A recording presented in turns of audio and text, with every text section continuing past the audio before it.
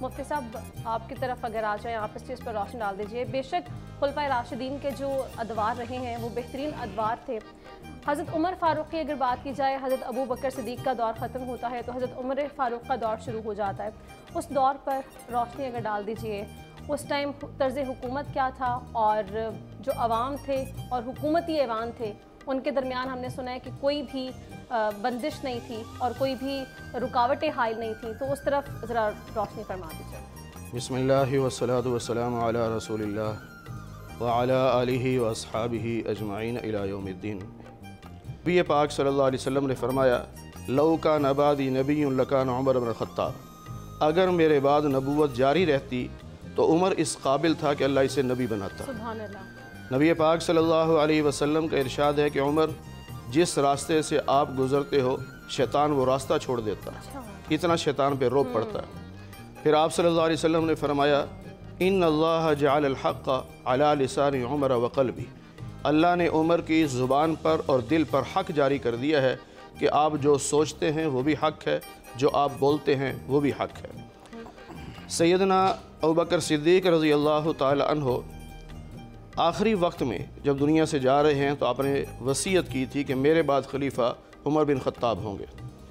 तो बाज़ हज़रात ने कहा कि वो तो ज़रा सख्त मिजाज हैं, तो हज़रत सिद्दीक़ अकबर रज़ी अल्लाह ताला अन्हु ने फरमाया, मैं नरम मिजाज था इसलिए वो थोड़े सख्त मिजाज थे। अब जब खिलाफत का दबाव आएगा, बोझ आएगा, तो वो फिर सख्त नहीं रहेंगे। और अल्लाह ने भी तारीफ़ की है कि अशिद्दाउ अलल कुफ़ार, कि उमर वो हैं जो काफ़रों के बारे में बड़े सख्त हैं लेकिन मोमिनों के बारे में बड़े नरम हैं। और हज़रत उमर रज़ी अल्लाह ताला अन्हो 22 लाख मुरब्बा मील के हुक्मरान थे, 22 लाख मुरब्बा मील।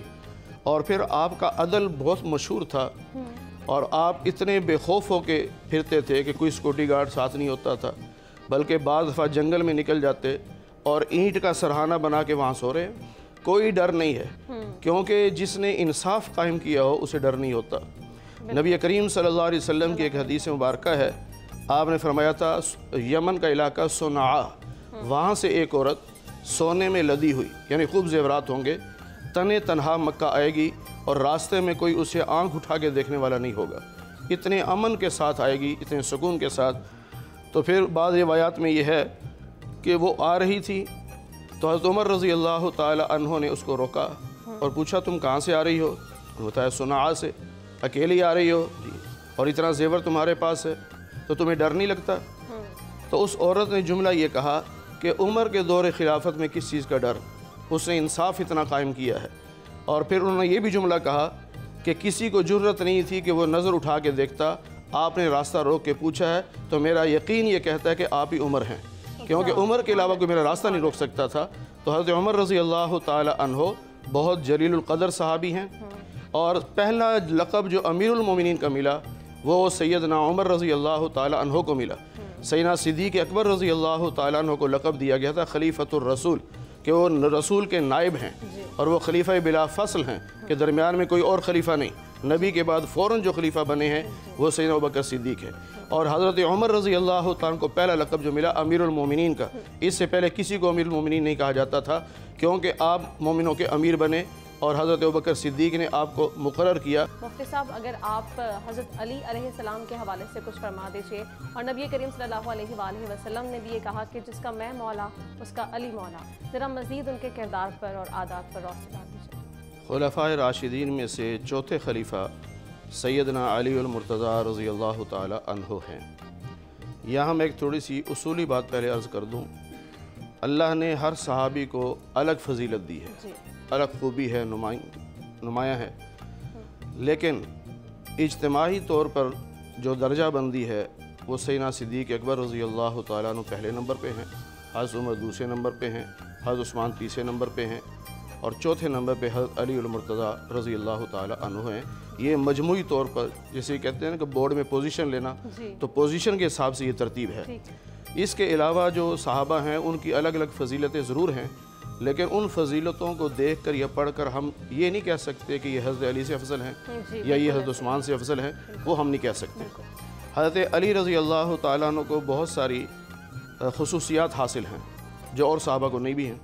اس کی ایک وجہ یہ ہے کہ آپ کا بچپن نبی پاک صلی اللہ علیہ وسلم گھر میں گزرا ہے، کیونکہ خواجہ ابو طالب کی اولاد زیادہ تھی، تو نبی علیہ السلام نے فرمایا کہ یہ جو بیٹا نا علی، یہ مجھے دے دو، میں اس کی پرورش کروں گا۔ تو نبی علیہ السلام بچپن ہی میں ان کو اپنے گھر لے آئے، اور بچوں میں سب سے پہلے ایمان لانے والے حضرت علی رضی اللہ تعالی عنہ ہیں۔ پھر حضرت علی رضی اللہ تعالی عنہ، ان کی ایک خوبی یہ ہے کہ قرآن کریم کی ایک آیت ایسی بھی ہے کہ جس پہ صرف ایک شخص نے عمل کیا، باقی کسی نے نہیں کیا، اور وہ ہیں حضرت علی رضی اللہ تعالیٰ عنہ۔ 28واں پارہ سورہ مجادلہ میں ہے کہ بعض منافقین ایسے تھے کہ وہ نبی علیہ السلام کے پاس بیٹھ جاتے اور کانوں میں سرگوشیاں کرتے۔ مقصد نہیں ہوتا تھا، صرف آپ کو پریشان کرنا اور وقت کو ضائع کرنا ہوتا تھا۔ اس پہ اللہ نے یہ حکم اتارا کہ آئندہ کسی نے سرگوشی کرنی ہو میرے نبی کے ساتھ تو پہلے صدقہ دے، پھر آ کے سرگوشی کرے۔ تو منافق تو صدقہ نہیں کر سکتا۔ تو اتنے میں حضرت علی رضی اللہ تعالیٰ عنہ کو کوئی کام یاد آیا، تو آپ نے صدقہ دیا اور آ کے نبی علیہ السلام سے سرگوشی کی، اور اس کے بعد آپ جو واپس ہٹے، اللہ نے دوسری آیت اتار کر یہ حکم ہی منسوخ کر دیا کہ اب میں نے یہ حکم نہیں دیا کہ صدقہ دے کے پھر بات کرو، وہ صرف سمجھانا تھا۔ تو یہ ایک آیت ایسی ہے جس پہ عمل سیدنا علی المرتضیٰ رضی اللہ تعالی عنہ نے کیا، اور کسی کو موقع ہی نہیں ملا عمل کرنے کا۔ پھر خیبر کے موقع پر نبی پاک صلی اللہ علیہ وسلم نے ایک جملہ فرمایا تھا کہ صبح میں جھنڈا اس کے ہاتھ میں دوں گا جو اللہ سے محبت کرتا ہوگا، اللہ اس سے محبت کرتا ہوگا۔ تو سب کی خواہش تھی کہ جھنڈا شاید ہمیں ملے، لیکن صبح آپ نے فرمایا علی کو بلاؤ، کہاں ہیں؟ تو لوگوں نے بتایا کہ وہ تو آشوب چشم کے مریض ہیں، آشوب چشم کہ آنکھوں سے پانی بہہ رہا ہے۔ بہرحال حضرت علی کو بلایا گیا، وہ تشریف لائے، تو نبی پاک صلی اللہ علیہ وسلم نے اپنا لعاب دہن حضرت علی کی آنکھوں پہ لگایا تو وہ آنکھیں تندرست ہو گئی، اور آپ اتنے طاقتور تھے کہ خیبر کا دروازہ اکیلے نے اکھاڑ کے پھینک دیا، جس کو 40 آدمی مل کے کھولا کرتے تھے، اکیلے نے اس کو اکھاڑ کے پھینک دیا۔ غزوہ تبوک کے موقع پر نبی پاک صلی اللہ علیہ وسلم نے حضرت علی سے فرمایا کہ تم مدینہ کے نگران بنو، یعنی میری عدم موجودگی میں میرے نائب بنو۔ تو بعض لوگوں نے کہہ دیا کہ علی اگر بہادر ہوتے تو ساتھ لے کے جاتے نبی، یہ بچوں میں عورتوں میں چھوڑ کے چلے گئے، تو حضرت علی کو بھی تھوڑا سا یہ دکھ ہوا۔ تو آپ نے نبی علیہ السلام سے ذکر کیا کہ مجھے جہاد میں جانے دیں کیونکہ لوگ باتیں کر رہے ہیں۔ تو آپ نے فرمایا علی، کیا تمہیں یہ بات پسند نہیں کہ تمہارا مقام میری نظر میں وہ ہے جو حضرت موسیٰ کی نظر میں حضرت ہارون کا تھا؟ بات صرف اتنی ہے کہ وہ دونوں نبی تھے، لیکن میرے بعد کوئی نبی نہیں ہے۔ انا خاتم النبیین لا نبی بعدی، میں آخری نبی ہوں، میرے بعد کوئی نبی نہیں۔ اور ایک موقع پر جو حدیث کا آپ نے حوالہ دیا کہ نبی پاک صلی اللہ علیہ وسلم نے فرمایا تھا کہ من کنت مولاہ فعلی هو مولاہ، کہ جو مجھے دوست سمجھتا ہے وہ علی کو بھی دوست مانے۔ اگر وہ علی کو دوست نہیں مانتا تو اس کا مطلب ہے کہ نبی سے بھی دوستی نہیں ہے اس کی، وہ نبی کو بھی دوست نہیں مان رہا۔ پھر ایک چیز اور 6 پارے میں اللہ تعالیٰ نے حکم دیا کہ یہودیوں اور عیسائیوں سے دوستی نہ کرو۔ آگے چل کے فرمایا تمہارے دوست اللہ ہیں، اللہ کے رسول ہیں، اور وہ مومن ہیں جو نماز کے پابند ہیں، زکوٰۃ ادا کرتے ہیں، اور فرمایا وہم راکعون، وہ رکوع کرنے والے ہیں۔ یہاں پر مفتی شفیع صاحب رحمۃ اللہ علیہ نے معارف القرآن میں لکھا ہے کہ وہم راکعون سے مراد حضرت علی رضی اللہ تعالی عنہ ہے۔ وجہ یہ تھی کہ آپ نماز پڑھ رہے تھے، اور آپ کی ایک خوبی ہے جو سورہ فتح کے آخر میں بیان ہوئی 4 خلفاء کی، ان میں سے آپ کی خوبی یہ ہے کہ آپ نماز کے بہت زیادہ شوقین تھے، تو کبھی رکوع میں کبھی سجدے میں۔